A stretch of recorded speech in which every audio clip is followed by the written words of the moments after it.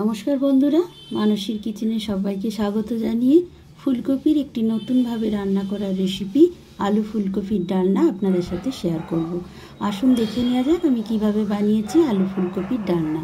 এখানে আমি ডুমো ডুমো করে আলু আর ফুলকপিটাকে দেখুন কেটে নিয়েছি। আমি একটা ফুলকপি নিয়েছি আর দুটো আলু নিয়েছি। আপনারা আপনাদের প্রয়োজন মতো আলু ফুলকপি নিয়ে নেবেন। এখন কিছুটা জল ফোটাতে দিয়েছি আর একটু ফুলকপিগুলোকে ভাপিয়ে নিচ্ছি। বেশিক্ষণ ফুলকপিগুলো কিন্তু সেদ্ধ করে রাখা যাবে না, সেদ্ধ করতে দেওয়া যাবে না, কারণ গলে যাবে। অল্প একটু ভাপিয়ে নিয়ে 5 মিনিট নাড়াচাড়া করেই তুলে নিতে হবে। এবার ওই জলেই আলুগুলোকে আমি হাফ সেদ্ধ করতে দিলাম। আর এখানে একটা মশলা তৈরি করে নিচ্ছি। আদা, কাঁচা লঙ্কা, একটা টমেটো, হাফ ইঞ্চি আদা আছে এখানে, আর ধনে জিরে গুঁড়ো একসাথে আমার মেশানো আছে। এটা 1.5 চামচ, বড় চামচের 1.5 চামচ দিয়ে দিলাম। সামান্য একটু জল দিয়ে এটাকে পেস্ট বানিয়ে রেখে দিলাম। আপনারা এখানে ধনে জিরে গুঁড়োর বদলে কিন্তু আপনারা গোটাও ব্যবহার করতে পারেন। আর এখন দেখুন সর্ষের তেল গরম হতে দিয়েছি, একেবারে তেলটা আমি দিয়ে দিলাম। আর এখন লবণ আর হলুদ দিয়ে সবার আগে আলুগুলোকে দিয়ে দিলাম। হাফ সেদ্ধ করে রাখা আলুগুলোকে এখন নাড়াচাড়া করে পুরোপুরি ভেজে তুলে রাখবো। এইভাবে নাড়াচাড়া করতে করতে দেখবেন যখন কালার চেঞ্জ হয়ে গেছে, দেখলেই বোঝা যাবে। আর আলুগুলো হালকা হয়ে আসছে, তখনই বুঝে নেবেন যে আলুটা ভালোভাবে ভাজা হয়ে গেছে। এবার এগুলোকে তুলে রেখে ওই তেলেই আমি ফুলকপিগুলোকে দিয়ে দিলাম। ফুলকপিগুলোকেও এখন আমি আর না এর মধ্যে হলুদ লবণ কিছুই দিলাম না, যেটা দেওয়া ছিল তার মধ্যেই দিয়ে আমি এখন ফুলকপিগুলোকে একটু নাড়াচাড়া করে দেখুন কালার চেঞ্জ হয়ে গেছে, মানে ভাজা হয়ে গেছে।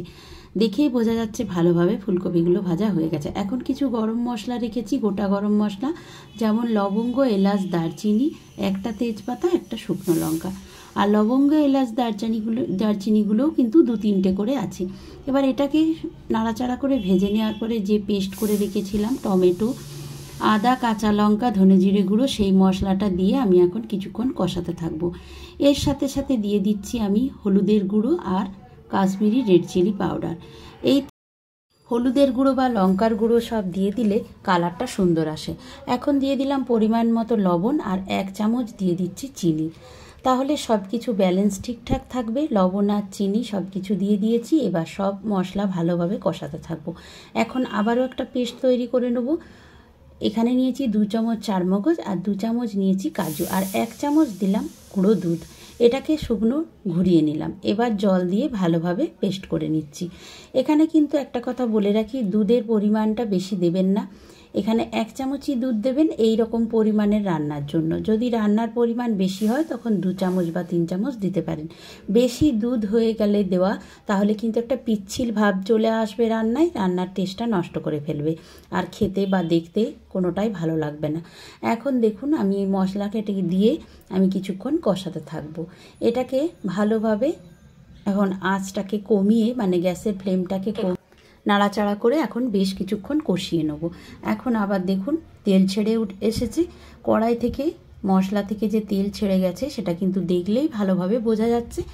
এতেই বুঝে নিতে হবে মশলাটা ভালোভাবে কষানো হয়ে গেছে। এখন ভেজে রাখা আলু ফুলকপি দিয়ে আরও ভালো করে আমি নাড়াচাড়া করে নেব 2-3 মিনিটের মতো। তারপর আমি দিয়ে দেবো এখানে গরম জল। এখানে কিন্তু অবশ্যই গরম জলের ব্যবহার করবেন, তাহলে রান্নার কুকিং প্রসেসটাও বজায় থাকে আর টেস্টটাও ভালো হয়। তাই অবশ্যই গরম জলটা দেওয়ার চেষ্টা করবেন। এখন দেখুন একদম ড্রাই হয়ে গেছে, শুকনো শুকনো মশলার সাথে সবজির সঙ্গে খুব ভালোভাবে মাখো মাখো হয়ে গেছে। এবার আমি গরম জলটা দিয়ে দিচ্ছি। এবার গরম জলটা দিয়ে কিন্তু এটাকে ফুটিয়ে নিতে হবে। যতক্ষণ না ভালোভাবে সেদ্ধ হয়ে যাচ্ছে, দেখলেই বুঝতে পারবেন, ততক্ষণ এটাকে ফুটিয়ে ভালোভাবে সেদ্ধ করে নিতে হবে। কারণ আলুটা সেদ্ধ হাফ হয়ে আছে আর ফুলকপিটাও হাফ সেদ্ধ হয়ে গেছে। তো এইভাবে ভালোভাবে এখন ফুটিয়ে আমি আরও 10 মিনিট ফুটিয়ে নিচ্ছি। আর এর থেকেই দেখুন বোঝা যাচ্ছে যে আলু ফুলকপি সব কিছুই খুব ভালোভাবে সেদ্ধ হয়ে গেছে। এবার আমি দুটো জিনিস অ্যাড করব। গ্যাসের ফ্লেমটাকে বন্ধ করে দিলাম। এখন দিয়ে দিলাম হাফ চামচের মতো গুঁড়ো গরম মশলা আর দিয়ে দিচ্ছি দেখুন ঘি। 1 চামচ ঘি আমি দিয়ে দেব। নিরামিষ রান্নায় ঘি গরম মশলা লাস্টে দিলে সুন্দর একটা গন্ধ পাওয়া যায়, তাই আমি গ্যাসের ফ্লেমটাকে বন্ধ করেই এগুলো দিচ্ছি। তারপর ঢেকে রেখে আমি 5 মিনিট এটাকে রেখে দেবো স্ট্যান্ডিং টাইমে। তাহলে এর মধ্যে খুব ভালোভাবে রান্নার মধ্যে গন্ধটা ঢুকে যাবে আর খেতেও ভালো হবে। এবার দেখুন এটাকে ঢাকনা চাপা দিয়ে 5 মিনিট রেখে দিলাম। আর এখন ঢাকনাটা খুলে আপনাদের দেখাচ্ছি। এইরকমভাবে একবার অবশ্যই রান্না করে দেখুন। সামনেই পুজো, অষ্টমীতে বলুন, ষষ্ঠীতে বলুন, লুচির সাথে, পোলাওয়ের সাথে, ফ্রাইড রাইসের সাথে, যে কোনো কিছুর সঙ্গেই আপনারা এরকম একটা রেসিপি রাখতে পারেন। এই রেসিপিটা দেখে আপনাদের কেমন লাগলো আমাকে অবশ্যই কমেন্ট করে জানাবেন।